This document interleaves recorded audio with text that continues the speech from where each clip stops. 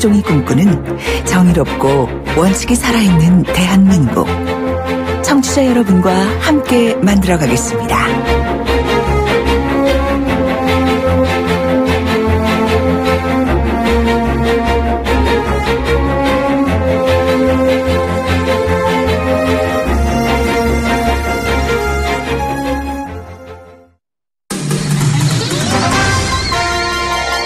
정면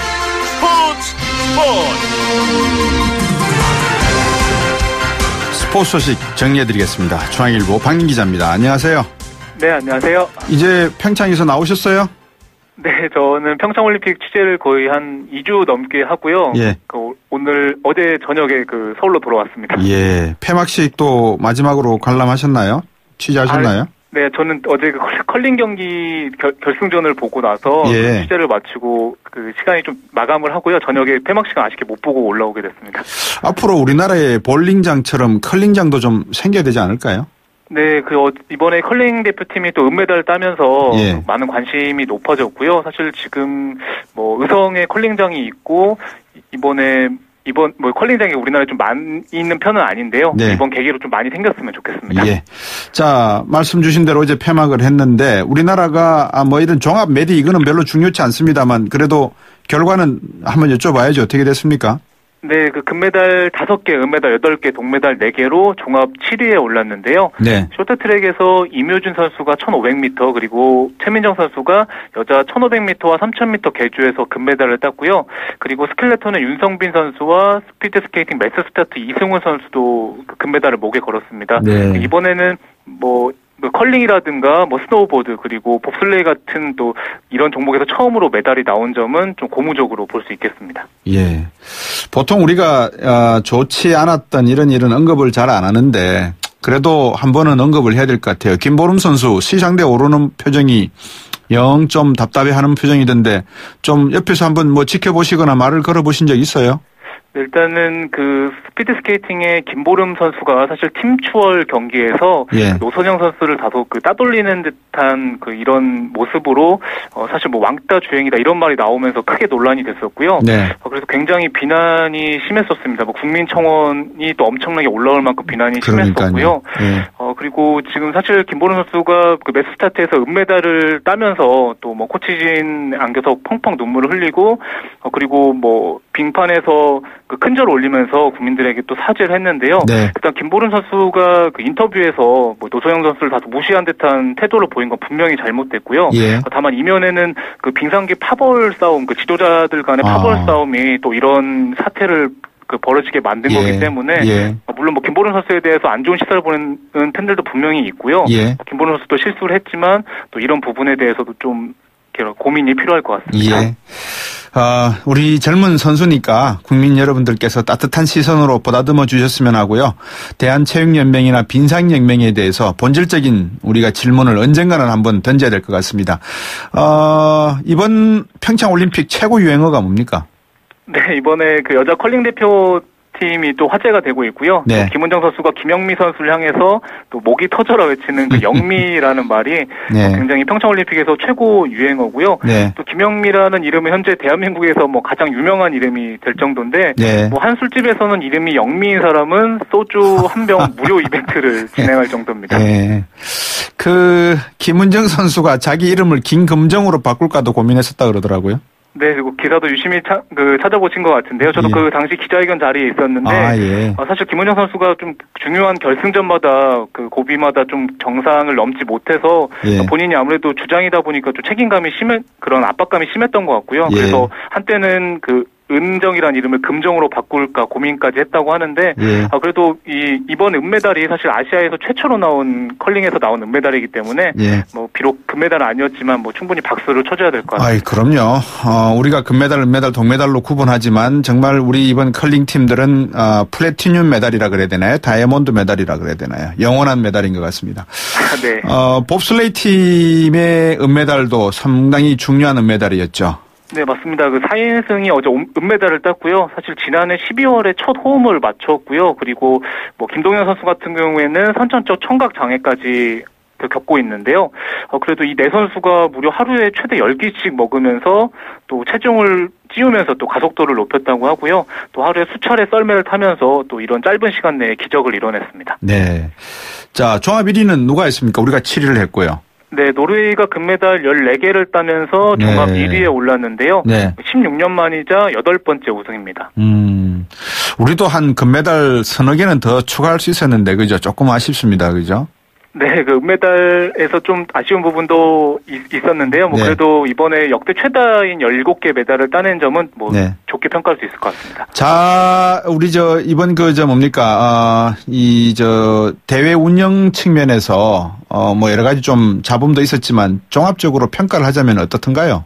네, 제가 사실 2년 전에 리우올림픽에 다녀왔을 당시만 해도 그 외국 언론들이 그 대회 운영면에서 굉장히 비판 기사를 쏟아냈었는데요. 예. 이번에 제가 그 서울에 돌아와서 좀 외신 기사를 좀 찾아봤더니 대부분 그래도 그 좋은 평가를 내리고 있습니다. 네. 운영이라든가 흥행이라든가 기록면에서 성공적이라는 평가가 많고요. 예. 다만 그 노로바이러스 환자가 발생한 점 그리고 또 자원봉사자 처우 문제는 좀 아쉬움을 남겼고요. 네. 그리고 경기장 사후 활용에 대해서 좀 어떻게 풀어갈지가 좀 앞으로 다가올 과제인 것 같습니다. 제가 자원봉사자 갑자기 생각이 안 나서 이러다가 방송을 여쭤본 것 같습니다. 오늘 말씀 잘 들었습니다. 고맙습니다.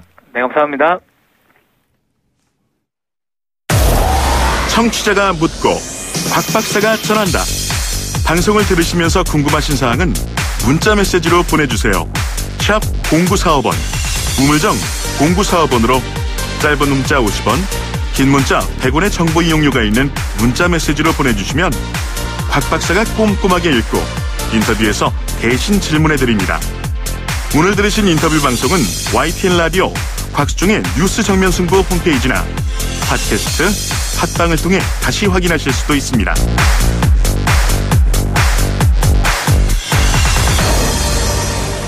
지난달 26일 서지현 검사의 성추행 폭로 이후 사회 각계각층 문의를 할 거 없이 연예계 그리고 또 학교 모두 사회 각 분야에서 우리가 그동안에 오래된 문화 속에 잊어버리고 또 세상이 변하고 있다는 것을 놓치고 있었던 부분에 대한 선언들이 이어지고 있습니다. 미투 운동이라는 거죠. 나도 당했다라는 겁니다. 조금 안타까운 점도 없지 않아 있습니다. 그 가족 전체로 이 미투 운동이 확산되면서 본의 아니게 주변 분들이 또 희생을 당하는 그런 경우도 있는 것 같습니다. 어쨌든 간에 자고 일어나면 새로운 미투가 터져나오고 있는 상황 속에서 정부 여당이 어떤 대책을 준비하고 있는지도 한번 살펴봐야 되겠습니다. 더불어민주당 젠더폭력대책 TF위원장 맡고 있는 남인순 의원입니다. 안녕하십니까? 네, 안녕하세요. 지금 이 미투 운동 어떻게 보고 계십니까? 예, 지금 정말 본물 터지듯이 굉장히 많이 용기 있는 폭로 이런 것들이 이루어지고 있고 또 연대의 흐름도 형성이 되고 있습니다. 사실 25년 전에 성폭력특별법이라든지 피해자 지원법이 만들어지고 개정도 여러 번 됐었는데요. 예.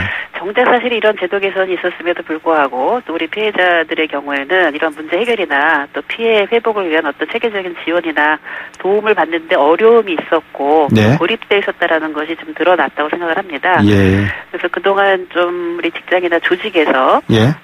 이제 문화예술 분야 등 그런 어떤 공동체 조직이라고 해야 되나 이런 데서 일어나는 성폭력 문제가 잘 드러나지 못했다라고 하는 것이 이번 어떤 사건의 좀 특징이라고 볼 수가 있을 것 같고요. 네. 그래서 이제는 정말 국가가 무엇을 해야 하는지 또 제도를 어떻게 개선해야 하는지 이런 문제에 대해서 좀 총괄할 수 있는 컨트롤 타워는 어떻게 만들어야 되는지 이런 부분들이 좀 핵심적으로 논의가 된다고 생각합니다.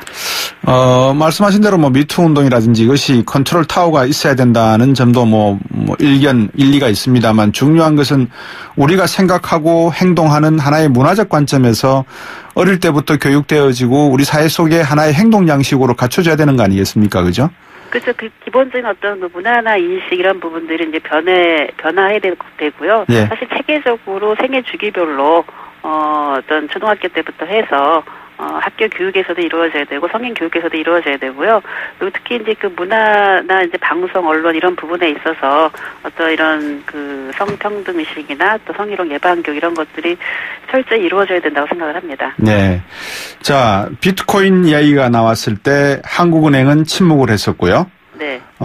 그리고 다양한 사회적 문제가 나왔을 때 해당 부처는 침묵으로 일관한 적이 있었습니다. 이번에도 서지영 검사의 이 폭로가 나오고 난 다음에 정부 네. 여당은 물론이고 여성가족부라든지 관련 부처라고 생각되는 부처에서는 침묵을 지키고 있었다. 이런 이야기가 나오는데 어떻게 보십니까? 네네. 예, 만약에 그렇게 느꼈다고 한다면 그거는 정말 그 제대로 대응을 하지 못했기 때문이라는 생각이 드는데요. 예. 사실 이제 그 검찰 내 성추행 사건이 나온 이후에 한 달 사이에 2차례 당정 간담회가 있었고요.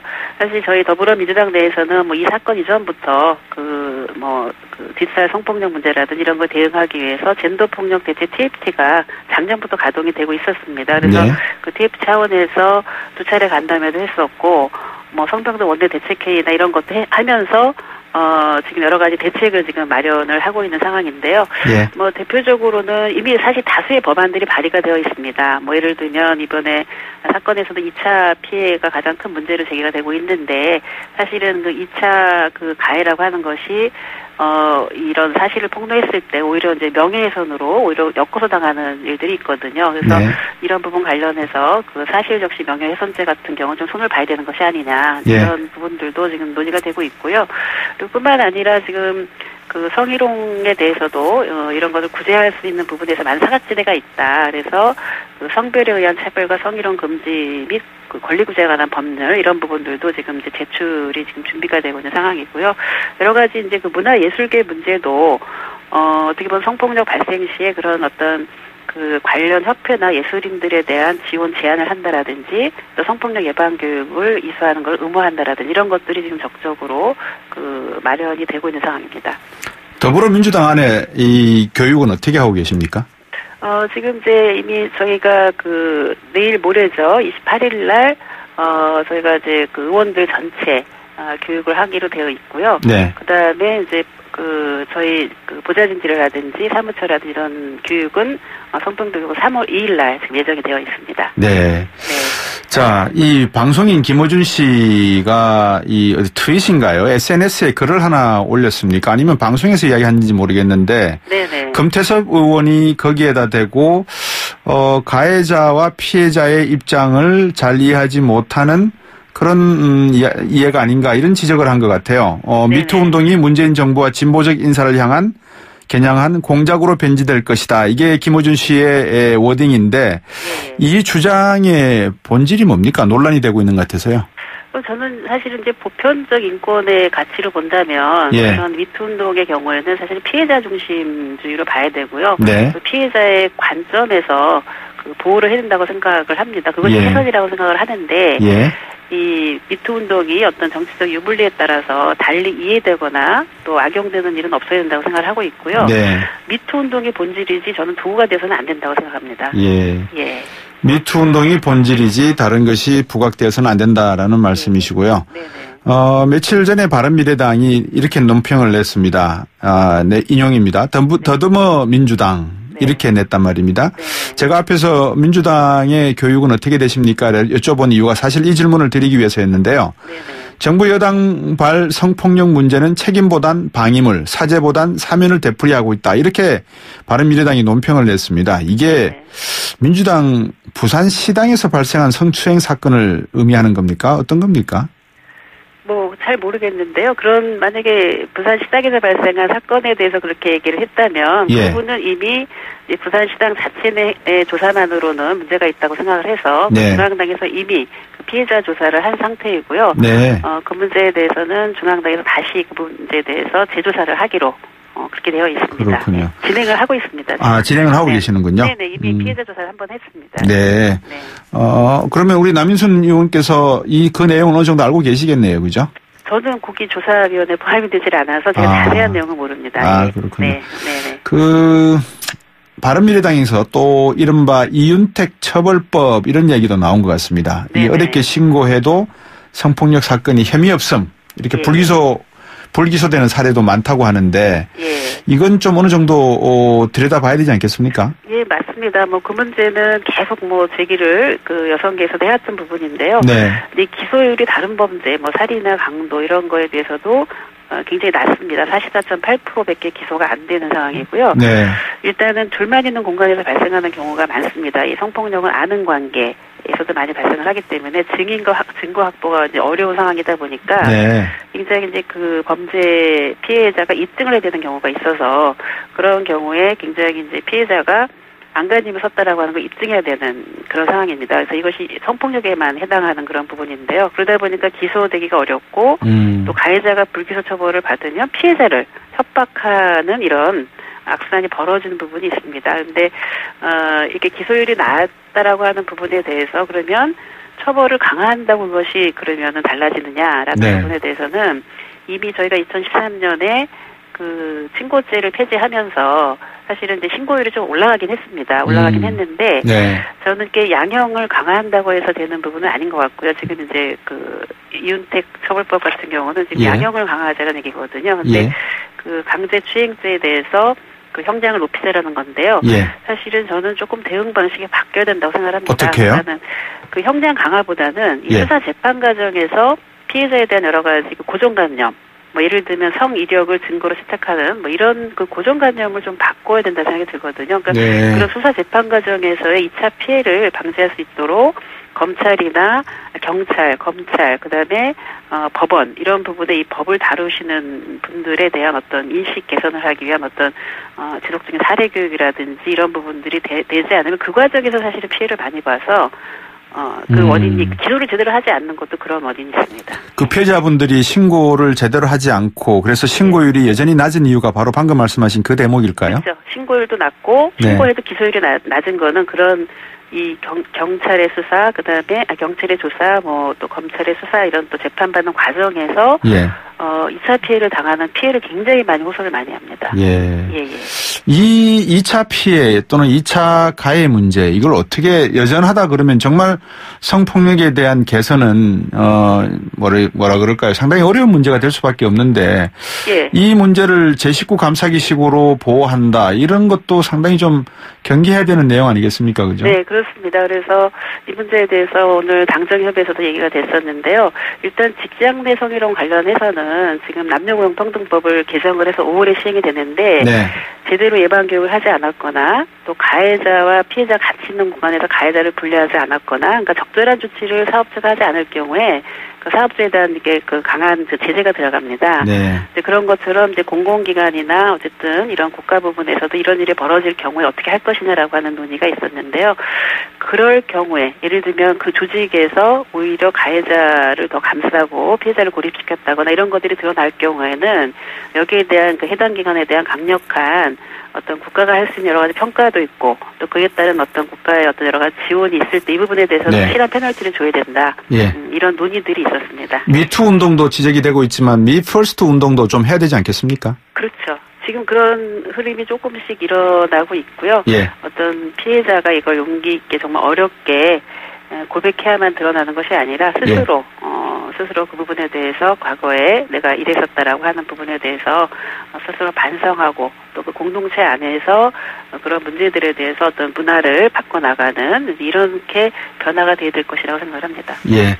하여튼 우리나라가 상당히 앞으로 이 성문화에 관해서만큼은 조금 더 정부 여당이 어떤 대책을 마련하는 데 있어서 중장기적인 대책을 꼭 마련해 주셔서 이 미투가 되었건 미퍼스트가 되었건 이런 그 불행한 일이 이 남녀 간에 있어서 상당히 좀 축소되고 감소되고 사라졌으면 좋겠습니다. 완전히. 네, 예, 그렇게 하도록 하겠습니다. 예, 오늘 말씀 잘 들었습니다. 감사합니다. 네, 감사합니다. 더불어민주당 남인순 의원이었습니다. 2분 여기까지입니다. 7시 뉴스 듣고 3부로 오겠습니다.